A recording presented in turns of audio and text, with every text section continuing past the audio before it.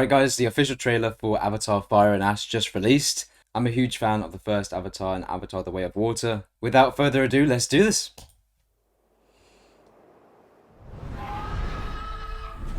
Pandora, reminiscent of the Angel Falls in Venezuela. We're back. We're back. After 3 years. The strength of the ancestors is here. Loak. Or Loak. Loak.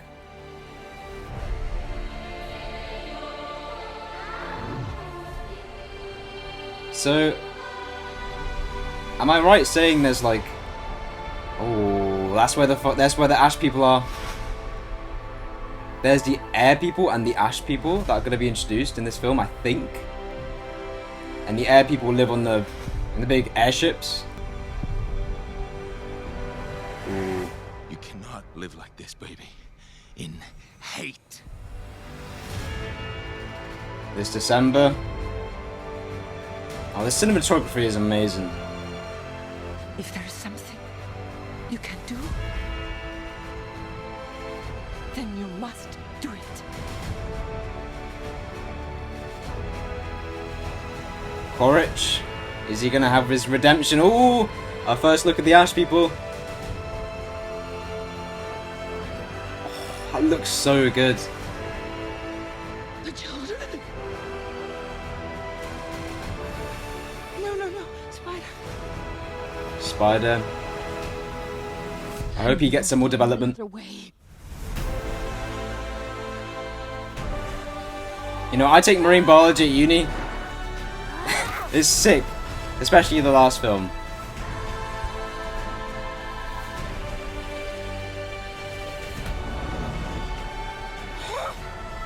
Okay.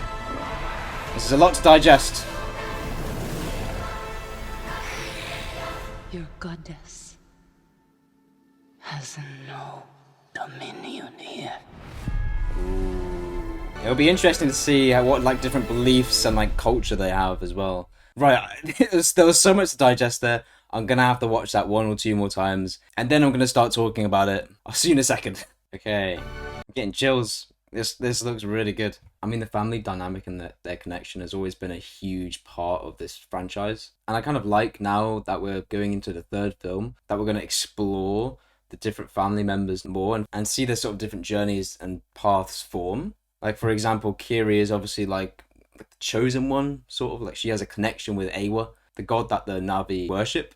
And then in the final act of The Way of Water, we see Kiri sort of use that connection to give herself and her family like a breathing bubble and light to lead them out of the wreckage. So we're definitely going to see that at play here. And we see at the end of this trailer, like, the villain, I assume, of this film says, "Your god has no dominion here," which is interesting. Maybe there's a different god that this tribe worship, and because of that, Awa has no dominion there, so Kira can't have that connection in that territory. I kind of like as well that in the first 2 films we just focused on the humans as the villain, but now in this it seems like we're getting more complex, and then we're bringing in a tribe of the Na'vi and having them being front and center to be the villains. It also seems in this bit here, this is Quaric, and it looks like he's going to the Ash people for help. It makes sense because in the last 2 films he's been beaten bad by the Na'vi, so he feels like, okay, I need some outside help here. People that know more about this planet than we do. So I think that's why he's going to the Ash people here, literally surrendering himself. Doesn't look like there's any other soldiers nearby, but they could be behind him. I guess being alone will make yourself look like less of a threat, you know? And it's kind of foreshadowing like the burning and destruction of Home Tree and the forests of the last 2 films has now come to this, you know? A literal fire and ash tribe. And I think we're just going to see how similar the humans and the Ash tribe are. And then there's also a scene as well where it looks like Jake gets captured by the humans. Look at that. Everyone's taking pictures of him. He obviously doesn't want to be there. Maybe he's offered himself up. But by the look of his face, it doesn't look like that. It looks like he's just been captured. So we're probably going to see him face to face with Quaric in the setting where they're not physically fighting, which is going to be nice. Has some nice dialogue between them. You never know though, he might have given himself up to save someone who's on the inside. or someone else that's been kidnapped, or try and resolve this peacefully, which at this point is gonna be a bit of a stretch because of what's happened the last two films. But you never know. Like all Jake cares about is his family, and he's gonna do anything to try and protect them. That is such a good shot. It looks like Jupiter in the background there, doesn't it? Pandora takes place on a distant galaxy, so I mean this must be on Pandora because the pterosaur I don't know what you call these things is here, and it definitely gives off the coloration of Pandora. So it must be just a gas planet that looks like Jupiter. I mean there's the famous red spot of Jupiter, or maybe plot twist they've gone back to Earth or something. I don't know. Maybe these things. Maybe if you look closely, there's a little mask over this guy protect him from space. But there's also a scene as well, I think, where Spider. I do want Quaric to have his sort of redemption arc.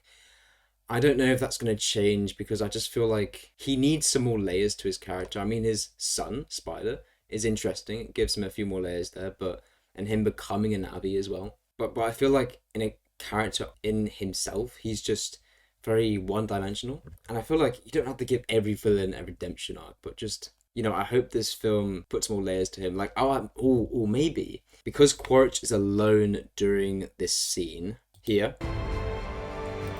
maybe the humans didn't approve of this. I mean, it makes sense. The humans would never approve of people seeking aid from another Navi tribe. I mean, why would they? They've seen what they can do. What makes this tribe any different? And having them live in near volcanoes.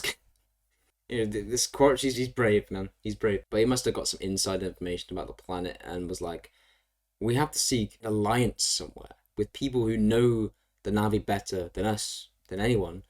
So I feel like he's on his own here, not just because he wants to make him look like less of a threat, but because his own people, the humans, they don't approve of this. But Quaric is thinking outside the box here. He was a colonel, I think, a military colonel in the first film, so he's using strategy and tactics to outsmart his enemies. But I think him being a Navi as well will make the Fire and Ash people much more welcoming, maybe. I mean, he probably has to have some, tribal makeup to make him look like part of the tribe, or not as much of a threat. I mean, we see that later on anyway, so it looks like he has been accepted by the tribe. Yeah, here, look, the red, the black here.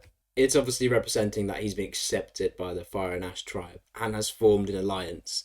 And that pure look of hatred he's giving Jake there. He wants the humans to win. He wants his son back. I just wonder if he will have a change of heart by the end. By the lengths he looks like he's willing to go, probably not. I mean, by the looks of this shot as well. Oh, okay. This is the Fire and Ash tribe. You can see here. Here's the queen, or whatever she's going to call herself. But it's not just Quaric. I don't know if this is Quaric. I'm not sure. I can't really tell. But these, there's multiple humans here. So the humans seem like they maybe have accepted. Maybe Quaric is kind of like a sacrificial lamb. Throw him in there, and then he has to talk to them, see if they're fine. And then the Quaric comes back. They're fine. Okay, we've agreed to a deal here. They agreed to help us conquer the rest of the planet or whatever, and then we help them, give them supplies. As you can see here, there must be something in it for them too, and they formed this this alliance. And yeah, it's gonna be interesting. I don't know, we're just gonna have to see, guys. I just hope Spider plays a big part in this film with Quaritch's character.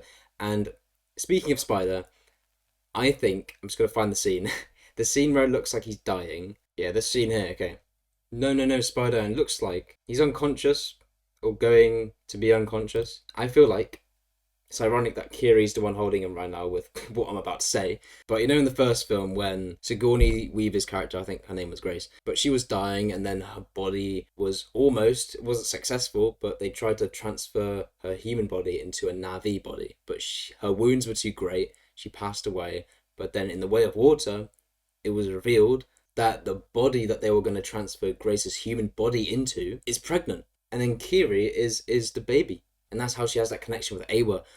But I wonder if Spider, because he's dying here, maybe his wounds aren't too great, and they can somehow get him to transfer his human body into a Navi body.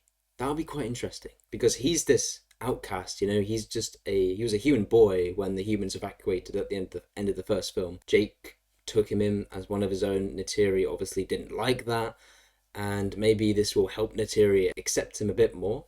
I would kind of like them to go the route where he's accepted by Neytiri anyway, eventually. I think him being human and Neytiri just having this hatred for humans makes that dynamic quite interesting.